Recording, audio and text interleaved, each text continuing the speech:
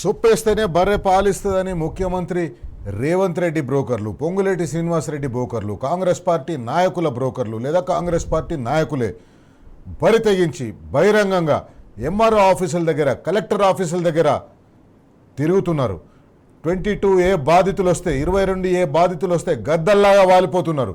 గద్దల్లాగా వాలిపోయి వాళ్ళను ప్రలోభపెట్టాలని చూస్తున్నారు. ప్రలోభాలకు తలగొకపోతే వాళ్ళని బెదిరించాలని చూస్తున్నారు. 22Aలో ఉన్న వాళ్ళ భూములను ఏ రకంగానైనా ప్రలోభాలు పెట్టి 30% కమిషన్ తీసుకొని ఆ కమిషన్ని ఆ కమిషన్ అనే సొప్పని ఎవరికైతే ఆ కమిషన్ అందాలనో ఆ బర్రెలకేసి ఆ బర్రెలకు తినిపించి పాలు తీసుకొని వచ్చి మళ్ళీ ఈయనకి ఇవ్వాలి. ఇది వాళ్ళు చేస్తున్నది. బరితెకిస్తున్నారు, బెదిరిస్తున్నారు, ప్రలోభాలకు గురి చేస్తున్నారు. బాలరాజాదవ్ గారు, సొప్పేస్తేనే బర్రె పాలిస్తుంది. చాలా చక్కగా చెప్పిండు ఒక పెద్ద మనిషి. ఇదే మాటలు కాంగ్రెస్ పార్టీ నాయకులు, కాంగ్రెస్ పార్టీ బ్రోకర్లు ఈరోజు ఎంఆర్ఓ ఆఫీసుల దగ్గర, కలెక్టర్ ఆఫీసుల దగ్గర మాట్లాడుతున్నారు. 100% ఇలా ఆ పెద్ద మనిషి ఏదైతే నిన్న జనతా గ్యారేజ్ లాగా బీఆర్ఎస్ పార్టీ భవన్ ఏదైతే హరీష్ రావు గారి ఆధ్వర్యంలో జరిగిందో దానికి అనేక మంది బాధితులు వచ్చారు. ఇక్కడికి వచ్చారు. మోహన్ రావు అని చెప్పేసి, అదేవిధంగా రాజిరెడ్డి అని చెప్పేసి చాలా మంది బాధితులు వచ్చారు. వాళ్ళు మాట్లాడారు. వీళ్ళందరూ కూడా సరే ఒక ఎంఆర్ ఆఫీస్, ఒక సబ్ రిజిస్టార్ ఆఫీస్కి పోతే ఆ సబ్ రిజిస్టార్ అన్నాడట, అదే సొప్పేంది ఆవు బయట పాలెట్టేస్తుంది అని మాట్లాడుతున్నారట. ఆయనకు అర్థం కాలే. మొదట సొప్పేంది పాలేంది అని అర్థం కాలే. కాసేపటికి అర్థమైనకి ఏంటంటే ఓహో కమిషన్ ఇస్తేనే పని అయ్యిద్ది అనేటువంటి ఆలోచన. ఇది ముఖ్యమంత్రి రేవంత్ రెడ్డి భాషనే, అని చెప్పేసి. అంటే రాష్ట్రంలో అదే జరుగుతూ ఉంది. ముఖ్యమంత్రి సోదరులంతా అదే పని చేస్తా ఉన్నారు. శైలరెడ్డి గారు ఇవాళ ప్రధానంగా బాధితులు అంటే వాళ్ళ భూముల్ని, అంటే ఇంకే అన్యాయం ఏంటంటే ఏదైనా భూమిని చేస్తే అర్థం ఉన్నది. వారి భూమినే నిషేధ జాబితాలోకి నెట్టి వారి భూమిని వారి చేత కొనిపించే విధానం ఏంటండి? వారి సొంత భూమిని వారు కమిషన్ ఇచ్చే విధానం ఎక్కడ కనపడలేదు. రాష్ట్రంలో, దేశంలో ఎక్కడ కూడా ఇటువంటి చర్య ఉండవు నాకు తెలిసి. అంటే ఎవరైనా భూమి ఏదైనా తక్కువ ఎక్కువ అమ్మితే కమిషన్ ఇస్తే అర్థం ఉన్నది. కానీ ఎవరి భూమి అయితే ఆస్తి సొంత ఆస్తి ఉందో ఆ సొంత ఆస్తిని నిషేధ జాబితాలోకి నెట్టి నిషేధ జాబితాలో ఉన్న భూమి కోసం నీ భూమి మీద నువ్వు కమిషన్ ఇవ్వని చెప్పేసి మాట్లాడే చర్య ఏ రాష్ట్రంలో కనపడదు. ఇది రేవంత్ రెడ్డి డైరెక్ట్ గా ఆ భూముల యజమానులు ఎవరైతున్నారో వాళ్ళ జేబులను పిక్ పాకెటింగ్ చేయడమే. వాళ్ళు పిక్ పాకెటింగ్ చేస్తున్నారు. అదే కనపడతా ఉంది కదా. ఇలా ఒకవైపు 22A బాధితులు వీళ్ళు ఇక్కడ ఉన్నారు. ఒకవైపు ఆయుష్ విద్యార్థులేమో మాకు స్టైపెండ్ పెంచాలని చెప్పి వాళ్ళు ఆందోళన చేస్తూ ఉన్నారు. ఒకవైపు పాలిటెక్నిక్ విద్యార్థులేమో 97 జీవో తీసుకొచ్చి ఇవాళ మమ్మల్ని ఏదో స్కిల్ యూనివర్సిటీలో కలిపితే మా జీవితాలను ఆగమైపోతాయి. ఇది ఒక ప్రత్యేకమైనటువంటి అవకాశంలో ఏర్పడిన యూనివర్సిటీ పాలిటెక్నిక్ కాలేజీలు ఇవి కేంద్రం ఆధీనంలో కొన్ని ఆధారం ఉంటాయి, స్టైపెండ్స్ అని చెప్పి వాళ్ళు మాట్లాడుతుంటే వాళ్ళని తీసుకొచ్చేమో జీవో నెంబర్ 97 తీసుకొచ్చి స్కిల్ యూనివర్సిటీలో కలుపుతుంటున్నావు. ఒకవైపు ఏమో 22A బాధితులు ఉన్నారు. ఈ ముఖ్యమంత్రి గారే విహారయాత్రలు వెళ్తా ఉన్నారు. సార్ ఇలా 33 నెలల్లో శైలరెడ్డిని అడుగుతాను ఈ ముఖ్యమంత్రి గారిని. 72 రోజులు అంటే సుమారు 70 పైచీల కంటే 2.5 అంటే 2.5 నెలలు ఢిల్లీలో తిరిగినాం. 33 నెలలు 2 నెలలు ఢిల్లీ పోయినప్పుడు ఒక్క రోజు ఉంటాడు కదా, పోయినప్పుడు 2 రోజులు ఉంటాడు. అంటే చాలా అంటే 2 సుమారు 3 నెలలు 4 నెలలు ఢిల్లీలో ఉంటివి. విదేశాలకు 3-4 నెలలు తిరిగితివి. నువ్వు పరిపాలించేప్పుడు ఇలా పరిపాలించమంటే ఏం చెప్తా ఉన్నాడు? ఇలా కళ్యాణ లక్ష్మికి సంబంధించినట్టు షాదీ ముబారక్ ఇలా కోర్టులో పడ్డాయి కదా. కోర్టులో పడితే కనీసం వీళ్ళ అధికారులు అఫిడవిట్ సమర్పించలేని పరిస్థితి అండి. అసలు కళ్యాణ లక్ష్మి పథకము కానీ షాదీ ముబారక్ కానీ ఎందుకు పెట్టిననే ఆలోచన విధానాన్ని ఈ అధికారులు, ఈ సంబంధించిన ప్రభుత్వ అధికారులు హైకోర్టుకు నివేదించే పరిస్థితి లేదు. ఇవాళ హైకోర్టులో ఈ రోజు ఒక కౌంటర్ దాఖలు చేసిరు, కానీ కౌంటర్ లో వివరాలు పూర్తిగా లేవని చెప్పేసి హైకోర్టు తిట్టి పంపించింది. అదే కదా ఇవాళ అఫిడవిట్ ఏదైతే మీరు సమర్పించారో అఫిడవిట్ లో ఎందుకు పెట్టిన ఈ పథకాన్ని అనేది చెప్పే పరిస్థితి లేదు. ఇవాళ మేము చెప్తా ఉన్నాం, ఇవాళ టీవీ న్యూస్ ద్వారా చెప్తా ఉన్నాం. శైలరెడ్డి గారు, కేసీఆర్ గారు ఆ రోజు తెలంగాణ ప్రాంతంలో ఇవాళ ఆడబిడ్డ పుట్టినట్టయితే గిరిజన తండాలలో ఏం చేశారు సార్? ఒరిగింజ వేసి చంపే పరిస్థితి వచ్చేది సార్. ఒరిగింజ గొంతులో వేసి చంపే పరిస్థితి వచ్చేది. అదేవిధంగా ఇవాళ కళ్యాణ లక్ష్మి పథకం ఎట్లా పుట్టింది సార్?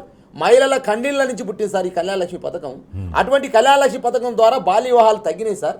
ఇవాళ పేదలు ఎవరైతే ఉన్నారో వాళ్ళ యొక్క పెళ్లి చేయడం కోసం బరువు కాదు బాధ్యతగా ఉండాలని చెప్పేసి, భవిష్యత్తుగా ఉండాలని కేసీఆర్ గారు ఆ రోజు 14,000 కోట్లు ఖర్చు పెట్టి 2014 సంవత్సరం జీవో నెంబర్ 7 ద్వారా 2014 సంవత్సరంలో కేసీఆర్ గారి నాయకత్వంలో కళ్యాణ లక్ష్మి పథకం రూపుదిద్దుకున్న సార్.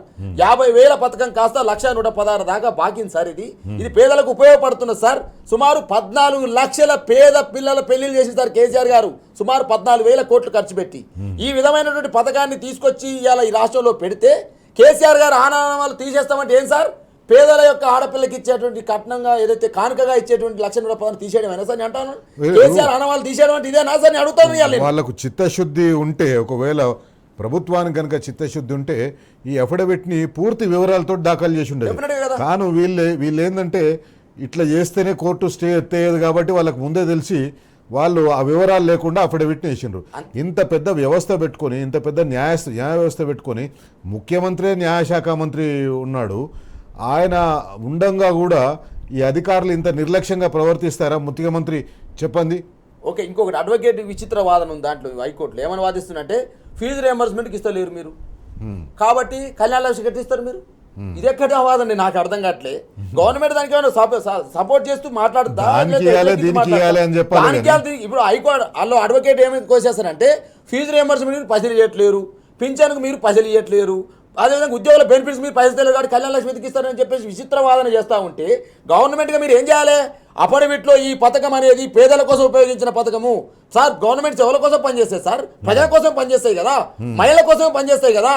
ఈ రాష్ట్రంలో 1,84,00,000 మంది మహిళలు ఎవరైతే ఉన్నారో వాళ్ళందరూ కూడా ఇలా రేవంత్ రెడ్డి ప్రభుత్వం క్షమాపణ చెప్పాల్సిన అవసరం ఉంది.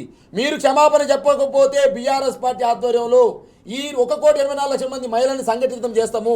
వాళ్ళందరూ కూడా చీపుర్లతోటి మీ కాంగ్రెస్ పార్టీ ఎమ్మెల్యేలకు ముట్టడి చేస్తామని చెప్పి కూడా ఇవాళ టీవీ ద్వారా చెప్తా ఉన్నా సార్. ఇలా ఎంత ఆవేదన సార్, ఇది ఏమన్యాయం సార్ ఇది. అంటే మహిళలకు ఇచ్చేటువంటి కళ్యాణ లక్ష్మి పథకం, వాళ్ళు తోడ్పాటిచ్చే కళ్యాణ లక్ష్మి పథకం, వాళ్ళ పిల్లలకు భరోసానిచ్చే కళ్యాణ లక్ష్మి పథకాన్ని ఇలా హైకోర్టు తప్పు పడతా ఉంటే నీ అధికారులు ఏం చేస్తా ఉన్నారు? గుడ్డి గుర్రాల పనులు అవుతా ఉన్నారా? ఏం చేస్తా ఉన్నారు ఇవాళ కాంగ్రెస్ పార్టీ నాయకులు, కాంగ్రెస్ పార్టీ మంత్రులు?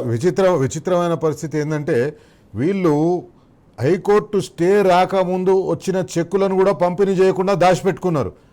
ప్రభుత్వం నుంచి ఆదేశాలు పోయి ఉంటాయి, మీరు ఇవ్వకండి చెక్కులు, ఎందుకంటే నాకు తెలిసి ప్రభుత్వానికి ముందే తెలిసి ఉంటుంది హైకోర్టులో స్టే వస్తుంది కాబట్టి ఆ పైసలు మిగిలిపోతాయని చెప్పేసి చెక్కి. అది ఎట్లా బయటపడ్డదంటే ఈరోజు కూకట్పల్లిలో ఒక ఎంఆర్ఓ ఆఫీస్ నుంచి లబ్ధిదారులకు ఫోన్లు పోయినాయి, మీ చెక్కులు వచ్చినాయి రేపు రాండి తీసుకోండి అని చెప్పేసి. వాళ్ళందరూ అక్కడికి పోతే ఆ అధికారికి తర్వాత లేట్లో ఆ కలెక్టర్ ఎవరో తిట్టినట్టుంది, ఎరా నీకు ఎవడు ఇవ్వమని చెప్పిరా, చెక్కులు ఇవ్వకుండా దాచిపెట్టమని చెప్తే నువ్వు చెక్కులు ఎట్లు ఇస్తా అని చెప్పి ఫోన్లు చేసినావు అని చెప్పేసి మీకు ఒక ప్రాంక్ కాల్ వచ్చిందేమో, ఫేక్ కాల్ వచ్చిందేమో అని చెప్పేసి వాళ్ళకి చెప్పి పంపించారు. ఇంకోటి విచిత్రమైన సంఘటన అక్కడ దోచుకుని కూకట్పల్లిలో చోటు పడుతుంది. ఏంటంటే ఆ పాపకు ఏదైతే కళ్యాణ లక్ష్మి పథకం ఎప్పుడు ఇస్తారు సార్? పెళ్లికి తర్వాత ఒక 6 నెలలకు 3 నెలలకు ఇస్తారు. ఆ పాపను తీసుకొని వచ్చింది సార్. అంటే కళ్యాణ లక్ష్మి కాస్త సంతాన లక్ష్మి అయింది. అంటే కళ్యాణ లక్ష్మి అనేది పెళ్లికి ఉపయోగపడాలి కదా సార్. సంతానం అయినాక ఆ పిల్లని సంకలు ఎత్తుకొని వచ్చి కళ్యాణ లక్ష్మి చెక్ తీసుకునే పరిస్థితికి వచ్చింది. ఆ చెక్ తీసుకొని వద్దామంటే దీన్ని ప్రాంకాలని చెప్పేసి పరిస్థితి తీసుకొచ్చింది ఇలా రేవంత్ రెడ్డి సర్కార్. నేను అంటా ఉన్నా సార్, డెఫినెట్గా సార్ రేవంత్ రెడ్డి గారికి ఒక ఆక్రోశం ఉంది సార్. కేసీఆర్ గారు ఏ పథకం అయితే పేదలకు పెట్టిండో ఆ పథకాన్ని తీసేయాలి సార్. రైతు బంధు కథమైపోయింది సార్, ఇవాళ రైతు బీమా కథమైపోయింది సార్. రైతు బీమా 1,400 కోట్ల రూపాయలకు సంబంధించి రైతులకు ఏదైతే 5 లక్షల రూపాయలు చనిపోయిన వారం రోజులలోనే కేసీఆర్ గారు భరోసా పేరుతో ఇచ్చే రైతు బీమా పోయింది సార్. ఇలా రైతు బీమాకి ఎగనామం పెట్టిర్రు, రైతు బంధుకి ఎగనామం పెట్టిర్రు, కేసీఆర్ కిట్కి ఎగనామం పెట్టిర్రు, బతుకమ్మ చీరకు ఎగనామం పెట్టిర్రు, ఇవాళ మళ్ళీ కూడా ఇవాళ ఫీజు రియంబర్స్కి ఎగనామం పెట్టిర్రు. మళ్ళీ ఇవాళ ఏదైతే ఇవాళ మీరు మాట్లాడుతున్నటువంటి కళ్యాణ లక్ష్మి షాదీ పథకాలను కూడా కళ్యాణం ఇలా ఎగనామం పెట్టే పరిస్థితికి వచ్చింది సార్. అంటే ఏం సార్, ఈయన లక్ష్యం ఒకటే సార్, కేసీఆర్ పేదల కోసం చేసిండు కాబట్టి నేను పేదల కోసం పనిచేయను సార్, పెద్దల కోసం పనిచేస్తాడు, బ్రోకర్ల కోసం పనిచేస్తాడు. ఏ సార్, పేదల కోసం కేసీఆర్ పనిచేస్తాడు, బ్రోకర్ల కోసం రేవంత్ రెడ్డి పనిచేస్తాడు. ఆ బ్రోకర్ల కోసమే భూదందాలు మొదలైన సార్. ఎస్యూ భూముల దందా, గ్రీన్ఫీల్డ్ హైవే భూముల బంద, అన్ని రకాల భూదందాలకు తెరలేపుతుంది ఇలా రేవంత్ రెడ్డి 4 బ్రదర్స్ సార్. ఇలా ఫర్ ద పీపుల్ గా సార్, ఫోర్ ద పీపుల్ కోసం పనిచేస్తుంటారు. రాజ్యాంగం ఇవ్వాలి సార్, డెమోక్రసీలో ప్రజాస్వామ్యం పనిచేయాలి సార్. కానీ ఇలా ఫర్ ద పీపుల్ కాదు సార్, డెమోక్రసీ ఇలా four the Revanth Reddy people కోసం పనిచేస్తున్నారు సార్. ఈ అన్యాయాన్ని ఖచ్చితంగా టీ న్యూస్ ద్వారా ఎదిరిస్తాం సార్. జనతా గ్యారేజీలకు బీఆర్ఎస్ పార్టీ కేంద్ర కార్యాలయం పనిచేస్తారు సార్. డెఫినెట్గా ఆయుష్ విద్యార్థులకు, ఫీజు రియంబర్స్మెంట్ విద్యార్థులకు, 22A బాధితులకు, అనేక రకాల ఇబ్బందులు పడుతున్న బాధితులకు. ఒక చిన్న బ్రేక్ తీసుకుందాం.